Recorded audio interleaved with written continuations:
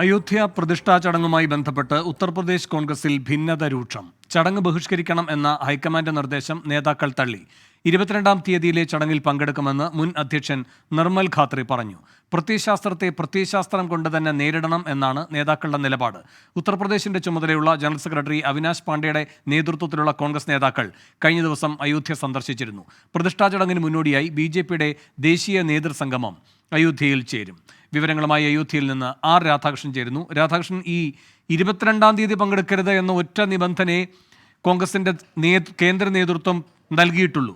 അതുപോലും അംഗീകരിക്കില്ല എന്ന നിലപാടാണോ ഉത്തർപ്രദേശിൽ ഒരു വിഭാഗം നേതാക്കൾക്കുള്ളത്?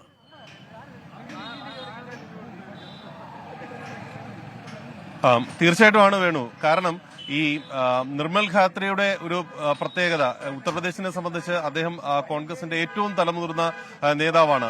മാത്രമല്ല, ഈ അയോധ്യ ഉൾപ്പെടുന്ന ഫൈസാബാദ് മണ്ഡലത്തിന്റെ മുൻ MP കൂടിയാണ് അദ്ദേഹം. കോൺഗ്രസിനെ പ്രതിനിധീകരിച്ച് പാർലമെന്റിൽ ദീർഘകാലം ഉണ്ടായിരുന്ന MP കൂടിയാണ് അദ്ദേഹമാണ് ഈ നിലപാട് വ്യക്തമാക്കുന്നത്. അതുകൊണ്ട് തന്നെ അതിന് രാഷ്ട്രീയമായിട്ട് വലിയ പ്രാധാന്യമുണ്ട്. നിലവിൽ കോൺഗ്രസ് ദേശീയ നേതൃത്വം എടുത്തിരിക്കുന്ന തീരുമാനത്തെ തള്ളുന്നു എന്നതിന് തുല്യമായിട്ടാണ് ആ ദിവസം തന്നെ താൻ പങ്കെടുക്കും എന്ന് അദ്ദേഹം പറയുന്നത്. ഇതുവഴി കോൺഗ്രസ് ദേശീയ നേതൃത്വത്തിന് നൽകുന്ന സന്ദേശം അത് ഒരുപക്ഷെ ഈ ഹിന്ദി ഹൃദയഭൂമി സംസ്ഥാനങ്ങളിൽ നിന്ന് വരുന്ന ആ ഒരു സന്ദേശം അത് എത്രത്തോളം ശക്തമാണ് എന്നതുകൂടി വ്യക്തമാക്കുന്നതാണ്. നിലവിലുള്ള സാഹചര്യത്തിൽ കോൺഗ്രസിലെ ആശയക്കുഴപ്പം അത് വലിയ രീതിയിൽ വളരുന്നു എന്നതുകൂടി ഇത് വ്യക്തമാക്കുന്നുണ്ട്. അയോധ്യയെ സംബന്ധിച്ച് അയോധ്യ 22-ാം തീയതിത്തെ പ്രാണപ്രതിഷ്ഠാ ചടങ്ങുകൾക്ക് വേണ്ടിയിട്ടുള്ള തയ്യാറെടുപ്പുകൾ പൂർത്തിയാക്കുകയാണ്. ഒരുപക്ഷെ ഈ നഗരം നമുക്ക് ഇപ്പോൾ കാണാനായിട്ട് സാധിക്കുന്ന നഗരത്തിലേക്ക് നിരവധി ആളുകൾ എത്തുന്നുണ്ട്. പല മേഖലകളിൽ നിന്നുള്ള ആളുകളാണ് എത്തുന്നത്. ഇന്ന്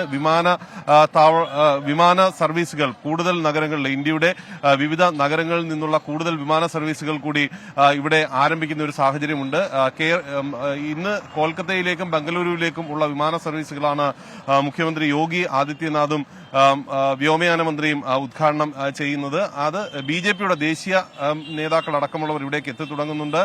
BJPയുടെ സംസ്ഥാന നേതൃസംഗമം ഇന്ന് അയോധ്യയിൽ ചേരുന്നുണ്ട്. ഈ ക്ഷേത്ര ഉദ്ഘാടനത്തിന് മുന്നോടിയായിട്ടുള്ള കാര്യങ്ങൾ വിലയിരുത്തുന്നതിന്റെ ഭാഗമായിട്ടാണ് ഇങ്ങനെ ചേരുന്നത്. കേരളത്തിൽ നിന്നുള്ള നിരവധി ആളുകളും ഇതിന്റെ ഭാഗമായിട്ട് ഇവിടെ എത്തുന്നുണ്ട്. അങ്ങനെയുള്ള ഒരു സംഘത്തോട് നമുക്ക് അല്പസമയം സംസാരിക്കാം. അങ്ങയുടെ പേരെന്താണ്? എന്റെ പേര് വിപിൻ എന്നാണ്. ഞാൻ കേരളത്തിൽ നിന്ന്, ട്രിവാൻഡ്രത്തു നിന്നാണ് വരുന്നത്. ഞാനിപ്പം ഇവിടെ ഫസ്റ്റ് ടൈമാണ് വരുന്നത്. ഒത്തിരി കണ്ടു കഴിഞ്ഞു. ഇതിപ്പം നമ്മൾ പുതിയ രാമക്ഷേത്രം ഉദ്ഘാടനം ചെയ്യാൻ പോവുകയാണ്. അത് നരേന്ദ്രമോദിജിയാണ് വരുന്നത്.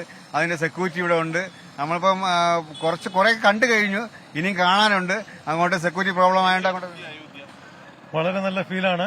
തീർച്ചയായിട്ടും ഒരു ക്ഷേത്രങ്ങളുടെ നഗരം തന്നെയാണിത്. മൊത്തം ഒരുപാട് ക്ഷേത്രങ്ങൾ ഇവിടെ ഉണ്ട്. പഴയ ക്ഷേത്രവും ഹനുമാൻജിയുടെ ക്ഷേത്രവും എല്ലാം നമുക്ക് കാണാനുണ്ട്. ഞങ്ങൾ ഇപ്പോൾ തിരുവനന്തപുരം ഭീമ ജ്വല്ലറിയിൽ നിന്നാണ് ഞങ്ങളിവിടെ വന്നു ചേർന്നിട്ടുള്ളത്. ഞങ്ങളുടെ കുറെ കൂടെ കൂട്ടുകാരുമുണ്ട്.